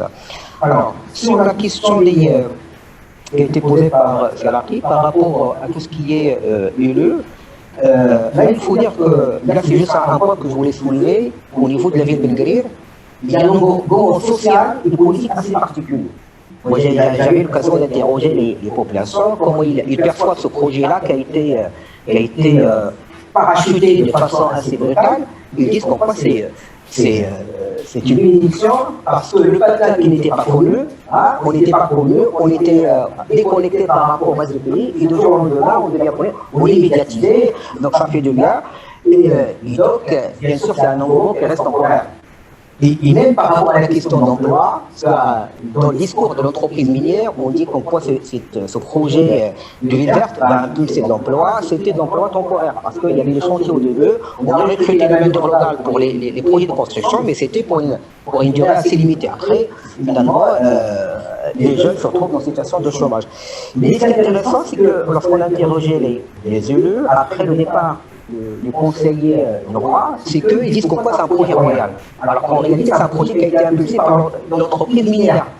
Et donc, c'est pas un projet royal. Et ils savent très bien qu'il y a une certaine affinité entre l'entreprise minière et, on va dire, le pouvoir, c'est-à-dire le cabinet royal. Et donc, il y a cette confusion. Ils considèrent que c'est un projet royal et donc tout le monde doit souscrire, tout le monde doit avoir une certaine adhésion. Donc ça a été accepté. Même il y avait une association qui a été créée, mais une association qui a été dirigée par ce conseiller de roi. Donc, c'est-à-dire, en réalité, c'est une association au niveau local, mais c'est une association qui a une vocation plutôt centrale. Les membres de ces associations, ce sont les élites au niveau central. Et donc, on a l'impression que c'est un projet dans lequel il y a une adhésion locale, le conseiller du roi de l'association, mais en réalité, c'est un projet qui est porté au niveau central avec l'entreprise minière. Maintenant, oui, c'est vrai, la question de l'entre-deux, ça n'a pas été étudié dans cette présentation. D'ailleurs, ça sera l'objet d'un travail qui va être approfondi davantage. Alors, il faut dire, et ça, c'est un élément très important, c'est qu'il y a peu d'éléments sur la manière avec laquelle le projet a été conçu par l'entreprise minière. On se retrouve avec la boîte noire, l'opacité qui a marqué l'entreprise minière longtemps, on la retrouve toujours. Alors, il y a une médiatisation, c'est-à-dire le projet est très médiatisé, il y a des spots publicitaires, mais on sait très bien, on n'a aucun élément comment le projet a été conçu. Donc il y a vraiment une opacité sur le projet, donc on ne sait pas quels sont les éléments qui ont été modifiés. Alors, il y avait des réajustements, mais par rapport au marché, pas par rapport au territoire local, parce que l'idée c'est d'attirer les investisseurs, et donc il faut des réajustements, mais pas par rapport aux modifications des populations au niveau local. Voilà, donc alors la dernière question sur les stratégies domestiques, si j'ai bien compris, par rapport à tout ce qui est immobilier, vous voulez parler de toute la dimension des stratégies à l'extérieur, pour soit terrain d'expérimentation ou d'exportation de l'expertise dans le domaine. Effectivement, ça c'est un volet qu'on a pu observer, c'est que le projet de la l'ensemble des projets qui ont été présentés tout à l'heure avaient été conçus par les experts internationaux et surtout par les architectes de renommée internationale. Par exemple, l'université polytechnique à Bendel, ça a été conçu par l'architecte Ricardo Bofill et pratiquement toute la chaîne d'acteurs, les experts qui ont été mobilisés, ce sont des experts internationaux. Et tout ça, il y a l'expérience de la Chica. Le Maroc a une expérience d'exportation d'un savoir-faire, mais pas au niveau technique, mais au niveau de la gestion de projet. Et il est vrai que le projet de Chica, on l'a exporté en Côte d'Ivoire. En Côte d'Ivoire, il y a eu. Ce sont des gestionnaires marocains qui ont géré un projet en Côte d'Ivoire qui avait les mêmes problèmes. Mais c'est vrai aussi parce que pour la ville verte de Bendel aussi, ça a été considéré, d'après les promoteurs de ce projet, comme la première ville verte, la première ville verte en Afrique. Et donc ça a été érigé comme un modèle qui va être exporté en Afrique, d'autant plus que l'entreprise minière, il veut aussi investir en Afrique subsaharienne. Donc il y a plein de projets sur ce qui est engrais.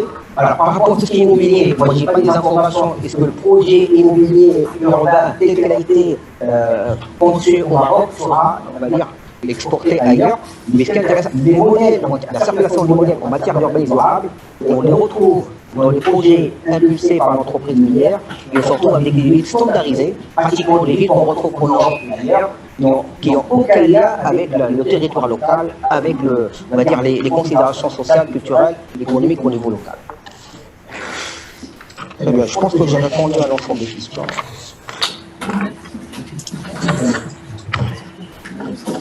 Merci. Les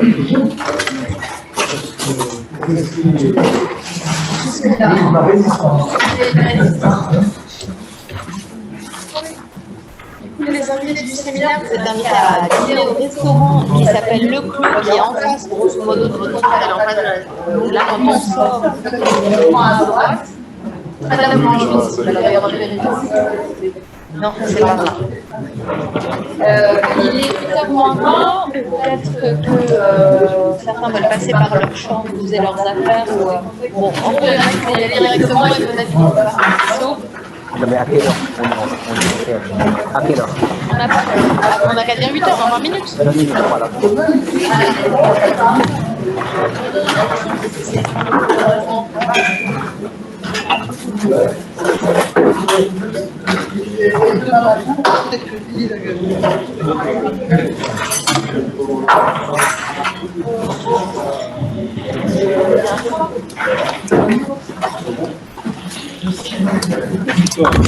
Ah, je t'en prie. Je t'en prie.